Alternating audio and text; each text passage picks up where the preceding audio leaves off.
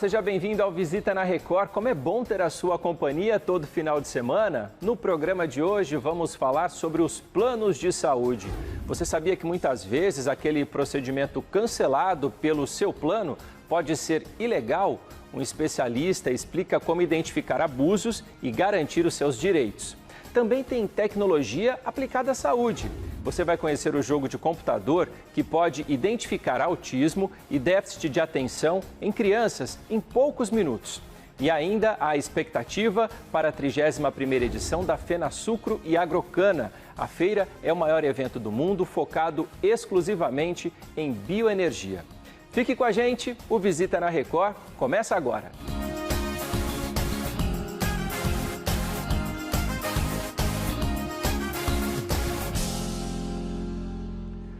Queixas contra planos de saúde têm sido cada vez mais comuns no Brasil, desde cancelamentos unilaterais até negativas indevidas de cirurgias e exames.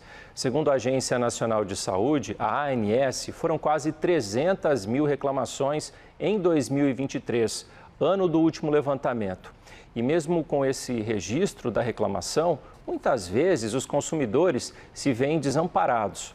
Para entender como se proteger e quais os direitos garantidos por lei, eu recebo o advogado Elano Figueiredo, ex-diretor da Agência Nacional de Saúde. Doutor, seja bem-vindo ao Visita na Record. Eu que agradeço, Pasquim. Doutor, o número de reclamações aqui é muito grande. Eu imagino que a quantidade de processos também deva estar aumentada na mesma quantidade. Tem crescido bastante. A jornada do consumidor de planos de saúde não é fácil, desde o começo, desde a escolha do plano de saúde até finalmente o acesso ao judiciário. Então é toda uma jornada que a gente pode debater aqui, pode conversar sobre ela, mas não é fácil. E o aumento, do custo da medicina, esse custo é dolarizado, lembrando, Então, quando o dólar aumenta, aumenta também o custo da assistência médica. E esse aumento eleva o valor das mensalidades, eleva o patamar de reajustes que os planos de saúde praticam. E tudo isso, novas terapias, como, por exemplo, os métodos de terapia para TEA, para TDAH, isso tem gerado muita discussão. Tem gerado muita instabilidade jurídica no setor e catapultado a quantidade, o número de ações judiciais, de reclamações na ANS e traz uma crescente percepção de insatisfação do consumidor.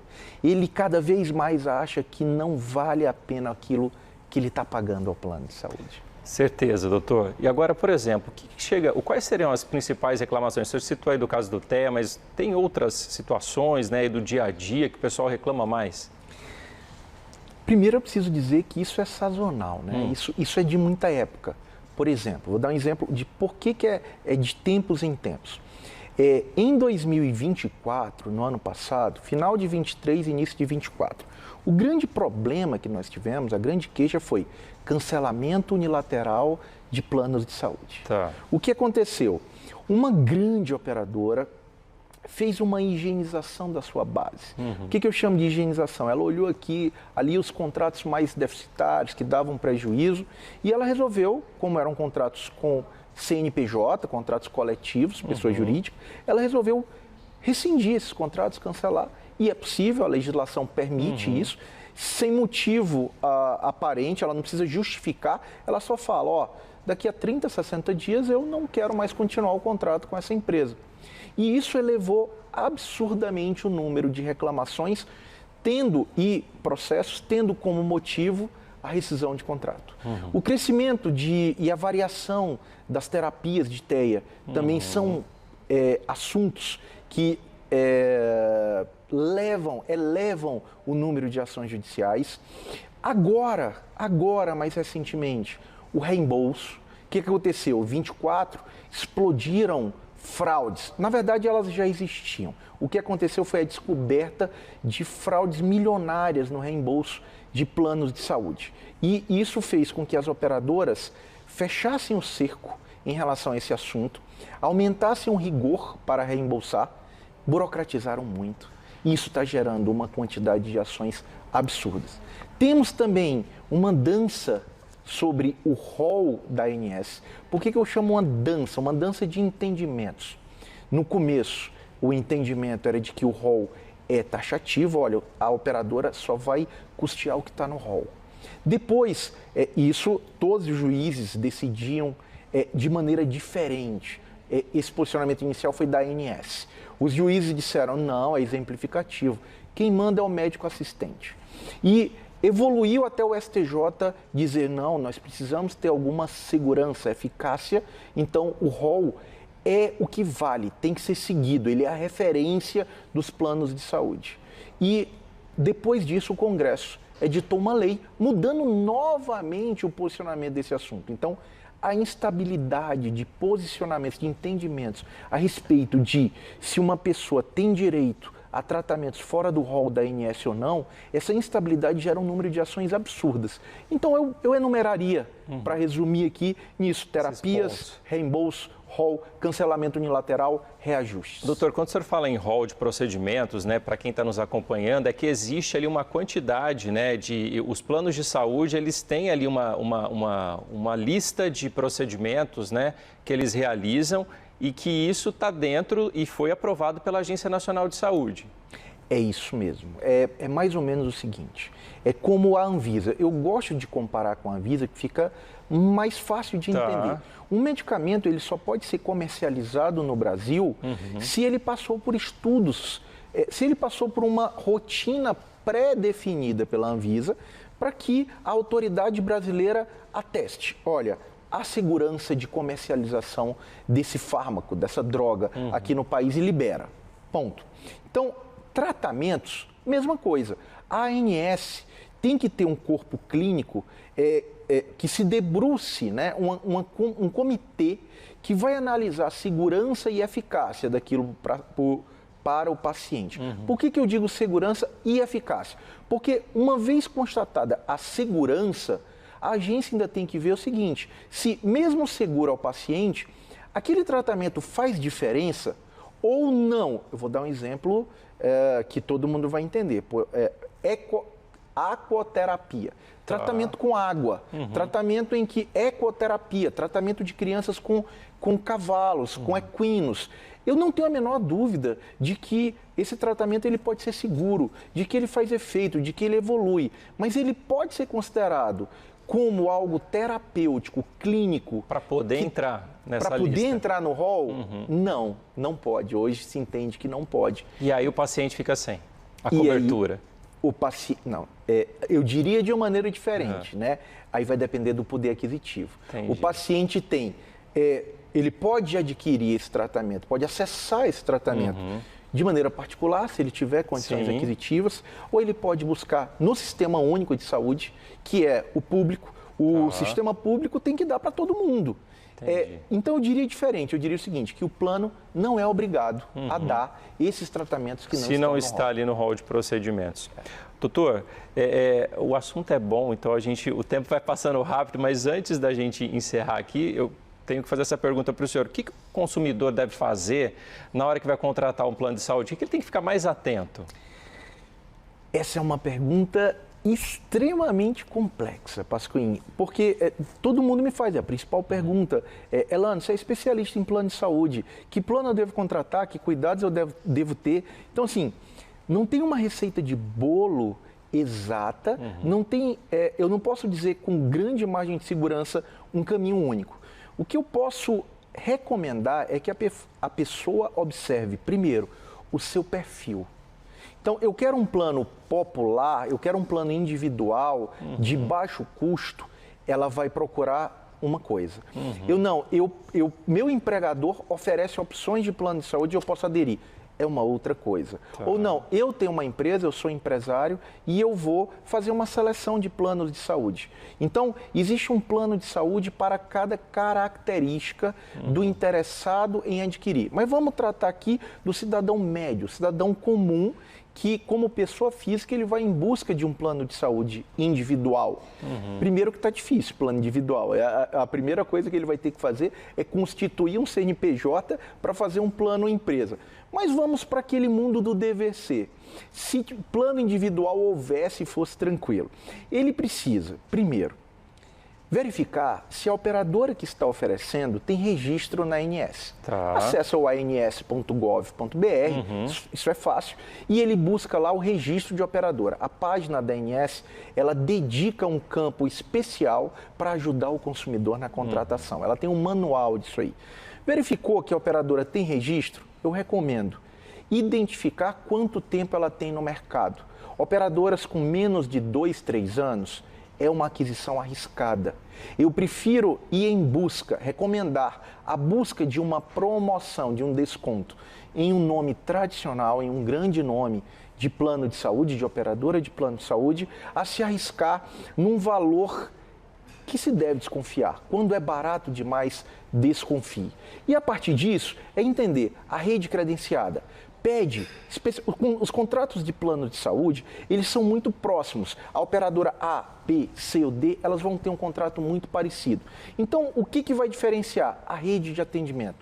Pede a rede de atendimento e verifica se os hospitais da sua preferência, se o médico da sua preferência estão naquela rede. Esse é o principal fator. Então, você vai identificar reputação da operadora, vai identificar registro dela na ANS, tempo de atuação no mercado, seu poder aquisitivo e sua característica de plano e verificar se a rede credenciada está de acordo com o que você está buscando para depois não se arrepender, não ir em busca do médico que queria, ele não está na lista de procedimentos, aí lá vai para um litígio com a operadora porque você quer um determinado médico. Aí não vai ter solução, vai ter problema. Doutor, eu agradeço bastante sua presença aqui no Visita na Record. Tínhamos outros questionamentos, fica um convite para uma próxima oportunidade. Muito obrigado mais uma vez e até a próxima, então. Eu que agradeço, parceiro. Obrigado.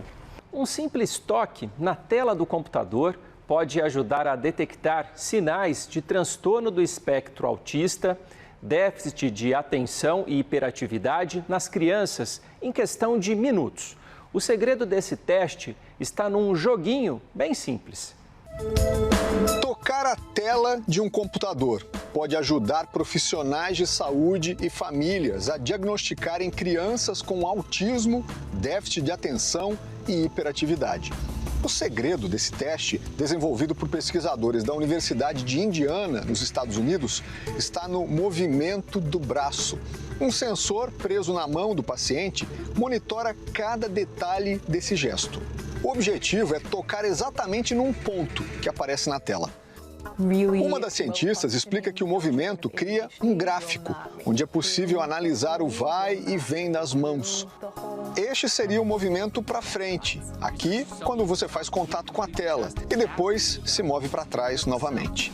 Ela diz que cada pessoa faz isso de forma diferente, aleatória. Mas quando crianças têm dificuldade para tocar o ponto na tela ou não conseguem repetir os movimentos, esse é um sinal do possível diagnóstico. Embora simples, o estudo vem sendo desenvolvido há 12 anos. Mas só agora, com o uso da inteligência artificial, foi possível analisar os dados e criar um padrão de comportamento entre aqueles que possuem algum transtorno. O pesquisador afirma que a verdadeira surpresa é que a aleatoriedade em pessoas com autismo, TDAH ou a comorbidade das duas coisas é totalmente diferente daquela em pessoas chamadas de neurotípicas, aquelas que não têm esse transtorno do neurodesenvolvimento. Para conseguir dados suficientes na análise de uma criança, o teste aqui no computador é feito como se fosse um jogo. É bem simples, basta acertar cada ponto que aparece na tela por até 15 minutos. Pode parecer muito tempo, mas nos métodos tradicionais, os profissionais podem levar dias com várias sessões até conseguirem diagnosticar uma criança. Nos Estados Unidos, a cada 31 crianças, uma pode apresentar o transtorno do autismo, segundo dados dos Centros de Controle e Prevenção de Doenças. Além do toque na tela, os pesquisadores buscam criar outras interatividades atrativas para os menores. A pesquisadora explica que algumas crianças são muito novas ou têm uma coordenação muito lenta, mas que crianças pequenas com TDAH não conseguem passar 10 minutos inteiros simplesmente porque ficam extremamente entediadas. O estudo, publicado numa revista científica, ainda será revisado por outras instituições de pesquisa. A expectativa é tornar os testes acessíveis para que possam ser feitos em escolas primárias, no início da alfabetização. A FenaSucro e Agrocana 2025 chega à edição de número 31 com uma proposta ainda mais inovadora. O maior evento mundial voltado exclusivamente para bioenergia vai acontecer entre os dias 12 e 15 de agosto no Centro de Eventos Zanini, em Sertãozinho, e deve atrair visitantes de mais de 60 países. Para esse bate-papo, eu recebo o diretor da FenaSucro e Agrocana, Paulo Montaboni. Paulo, seja bem-vindo mais uma vez ao Visita na Record. Muito obrigado pela oportunidade. E para falar de bioenergia, uma delícia, né? Nossa região transpira bioenergia. Paulo, estamos aí há poucos dias, né, da abertura da feira, que começa agora no dia 12 de agosto. Como é que estão os preparativos? Tudo pronto praticamente, né? Na reta final, os últimos preparativos acontecendo já lá no pavilhão, no Centro de Eventos Zanini, em Sertãozinho. E dia 12 a gente inaugura a maior feira do mundo de bioenergias aqui na macro-região de Ribeirão Preto, onde a gente tem a oportunidade de receber mais de 60 países, gerar negócios, distribuir renda e mostrar o protagonismo do Brasil quando o assunto é bioenergia. Paulo, a gente sempre fala sobre isso, né, sobre essa importância, sobre esse protagonismo. O Brasil sempre é um país de vanguarda quando a gente lida aí com energia limpa. Sim. O Brasil tem demonstrado nesses últimos anos que quando se fala de biocombustíveis no planeta Terra, o Brasil é o que domina todas essas vertentes possíveis e imaginárias, a gente fala, né? O biocombustível, o etanol, ele foi muito bem empregado aqui no Brasil, ganhando outros países já. A mistura do etanol já começa a ganhar proporções maiores através da Índia, da Argentina, Colômbia, adotando a mistura de etanol na gasolina. Nesse mês de agosto, a gente passa a ter 30% de etanol na nossa gasolina, fazendo com que o Brasil também seja o país mais evoluído quando a mistura de biocombustíveis, deixando a gasolina mais eficiente e menos emissões de carbono. Isso também é um protagonismo nacional, também no B15, que é 15% de biodiesel no diesel do Brasil. Isso faz com que a gente seja um grande balão de ensaio e mostre para o mundo a facilidade que é produzir biocombustíveis de larga escala e trabalhar na mobilidade de baixo carbono, seja ela em navios, em aviões e também no transporte leve e pesado. Paulo, a gente sabe que ali durante os dias da feira, né, vão ser vários momentos ali de novidades, né, de debates, e esse ano tem um destaque também o lançamento da FenaBio. O que é isso? Como é que vai acontecer? A FenaBio vem com o propósito de atualizar tecnologicamente e comercialmente toda a cadeia da bioenergia mundial. Ali nós vamos estar discutindo numa Confex, que seria uma conferência com exposições, sobre as novas alternativas que nós temos quando a gente fala de biocombustíveis. Nós vamos falar de hidrogênio verde, nós vamos falar de etanol de segunda geração, de biogás e biometano e sequestro de carbono. Quando a gente junta todas essas possibilidades, nós estamos falando no curto, no médio e no longo prazo dessas novas tecnologias serem empregadas também aqui no Brasil. E a FenaSucro sempre ditando tendências globais, mega tendências que vão surgir, e o que a gente consegue enxergar é que o biometano e o biodiesel vão fazer a descarbonização do agro nacional, mostrando para o mundo que o agro pode ser também um lugar onde não se utiliza combustíveis fósseis. Então, com o advento do biogás e do biometano, você imagina que todo aquele investimento que a gente tinha em combustíveis fósseis, diesel, gasolina, para movimentar toda essa cadeia, passa agora a ser produzido dentro da própria biorefinaria, dentro da própria usina, para trazer também essa evolução no campo. A saída do combustível fóssil do campo, do agro brasileiro, para a entrada do biocombustível nacional. Mais uma novidade da feira esse ano é essa parceria com a CanoOeste Green. Exatamente. A Canoeste Green é um grande momento da FenaSucro onde a gente consegue neutralizar todas as emissões de carbono daquela feira.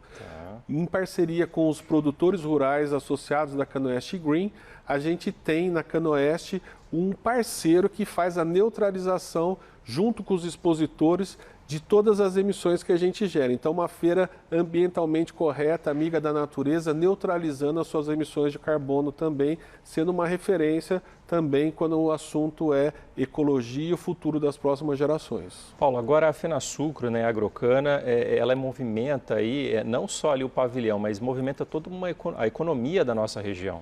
Sim. A gente costuma falar que reverbera do pavilhão de Sertãozinho a macro-região total de Ribeirão Preto, né? São mais de 30 cidades que ajudam a hospedar, a receber todas essas pessoas que vêm de todos os continentes, né, praticamente do mundo, visitar Sertãozinho, conhecer tecnologia, fazer negócio, network e, mais que isso, se atualizar com as novas tecnologias que vão ser empregadas ao longo do tempo. Quando a gente fala de incremento financeiro na nossa macro-região, nós estamos falando de bares, restaurantes, prestadores de serviço e todas aquelas profissões que compõem a execução de uma feira de grande porte que a gente realiza aqui na macro-região de Ribeirão Preto. Paulo, você citou alguns exemplos já, né? Mas como é que o setor, né, sucroenergético tem se posicionado frente a essas novas demandas globais por energia limpa? Olha, o setor sucroenergético ele está se preparando de uma maneira muito bacana e saindo à frente de outros setores, né? A demanda mundial por combustível de aviação, por biocombustível de aviação, ela é gigantesca. A gente teria que quintuplicar o número de usinas que a gente tem no Brasil para dar conta dessa demanda. A gente está falando de transporte de biocombustíveis, né? De utilização de biocombustíveis em transportes pesados. Então, nós estamos falando de mover um navio com biocombustíveis, aviões com biocombustíveis, trens e caminhões. Tudo isso vai fazer com que a demanda nos próximos anos seja muito maior do que a gente tem hoje. Então, eu acredito que o setor sucroenergético e as indústrias de base da nossa região, tanto Piracicaba quanto Sertãozinho, estão aptas a trabalhar esses novos cenários. E a FenaSucro e a Agrocana, através da FenaBio, que é um espaço de conferências, vai debater todos esses assuntos para que a gente prepare a nossa indústria e continue atendendo essa demanda que cresce. A nossa intenção é vender, proporcionar tecnologias brasileiras para a fabricação de biocombustíveis. Perfeito. Paulo, agradeço mais uma vez sua presença aqui no Visita na Record. Vamos reforçar o convite, então. A edição de número 31 da FenaSucro e Agrocana começa agora dia 12 de agosto, segue até o dia 15 no Centro de Eventos Zanini. Para você que quiser mais informações, é só acessar o site fenasucro.com.br. Também tem as redes sociais, @FenaSucro e Agrocana. Muito obrigado mais uma vez, Paulo, e a gente vai estar junto lá na feira mostrando o que está acontecendo. Eu que agradeço a oportunidade de estar aqui mais uma vez na Record, empresa amiga, que dissemina conhecimento quando o assunto é agronegócio ou agroindústria. Estão todos convidados para estar com a gente de 12 a 15 de agosto em Sertãozinho, na maior feira do mundo de bioenergias. Vem com a gente. Obrigado, Paulo. Até a próxima. Obrigado. Visita na Record fica por aqui. Essa edição na íntegra você pode rever no Play Plus, o streaming da Record, e também no nosso canal no YouTube, no Record Interior SP. Muito obrigado pela sua companhia, aproveite seu final de semana e também siga a gente nas redes sociais, @Record Interior SP. Até semana que vem, gente. Tchau!